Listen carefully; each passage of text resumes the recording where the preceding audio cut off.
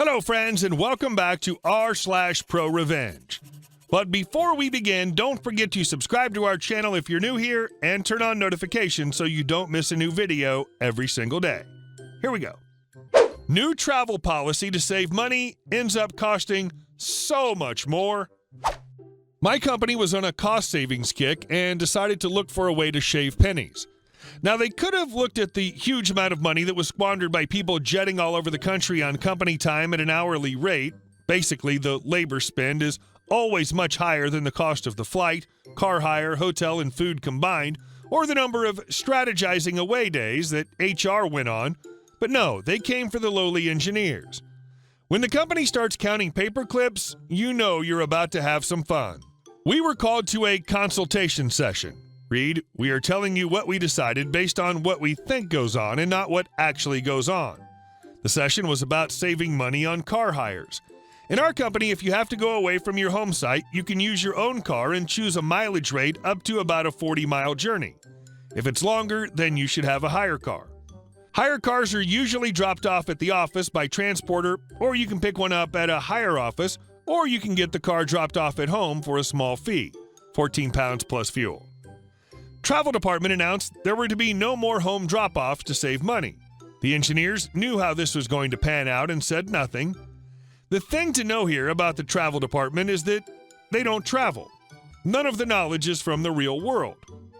Travel announced that the new policy was that home drop-offs were to cease. We had to pick up the hire car at the office or at the nearest Hertz rental location. Sounds simple. All the engineers who travel a lot could instantly see the issues, but as we were told that this is the new policy, we had to comply, so we did, maliciously. I was on a job 300 miles away at the customer site. I traveled down on the Monday morning, starting at 6 a.m., and back up Thursday, home about 6 p.m.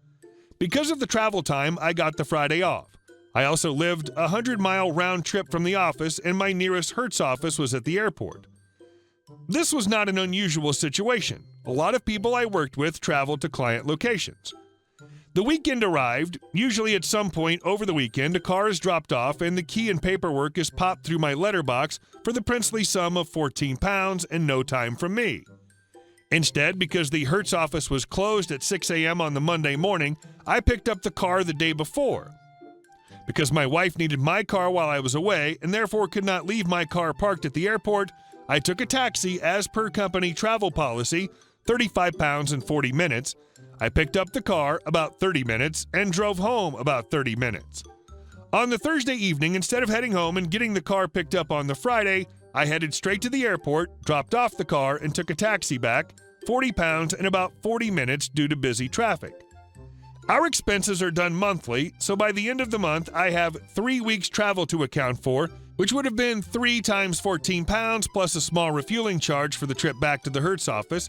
Instead, they got about 200 pounds for taxi fares and an overtime bill of about 4.5 hours at about $80 per hour. I was not the only one. Some engineers took a taxi into the office to pick up the car as their spouse needed the car while they were away. Some took a taxi to the nearest Hertz office. All of us put in our overtime at the end of the month. Travel has no overtime budget, so it all got claimed from the project. The project labor budget teams went ballistic and went all flaming torches and pitchforks on the travel department. The policy didn't last the day. This is what's called being penny wise and pound foolish. And our next story. Compliance with company timesheet requirements resulted in 40% pay increase. The background. I've been a freelance contractor for over 30 years in the UK and worked for many companies, usually on an hourly or daily rate. About 10 years ago, I had the opportunity to work for a client on a 6-month contract on a daily rate and also to work from home except for some site visits for meetings. Since I was working from home, I was able to work my own hours. I was judged basically on my output, not the bum hours on seat. I would work whenever I wanted, an hour here or there, multiple breaks during the workday, also sometimes at weekends, whenever I felt like it. However, I ensured that I at least complied with the 40 hours a week minimum, even though I was on a daily rate. The way that it worked on this contract was that I would submit my timesheet for my boss to sign, that would then be sent to my agency, and they would do all the work to create invoices to the end client and pay me based on how long I worked that week. I did not have to submit invoices to the agency. They use something called self-invoicing. Now, because of the hassle of trying to record all the start times, times for breaks, etc., it was a pain to fill in the client's timesheet, which only allowed for one start time, one lunch break, one end time. So, because I was on a daily rate, I would just record a standard 9 to 17:30 start, stop, and 30-minute lunch for every weekday, knowing I was putting in the hours and not cheating the client.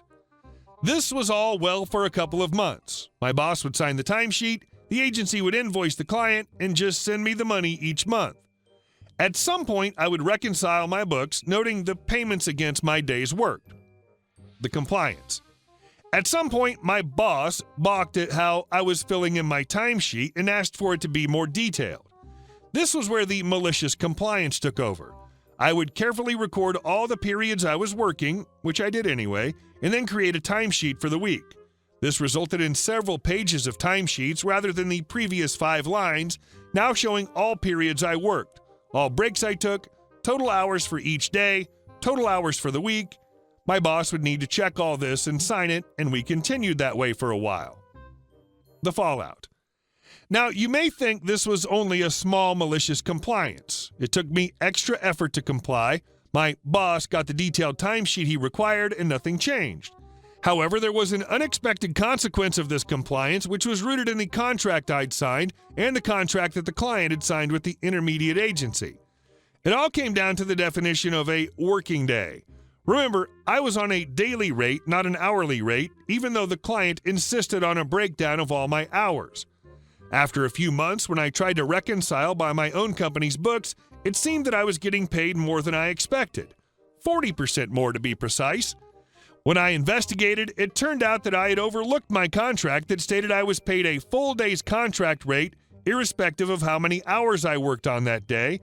So if I happened to work 10 hours, say, I would just get the day rate. But if I worked for only an hour, I would still get the full day rate.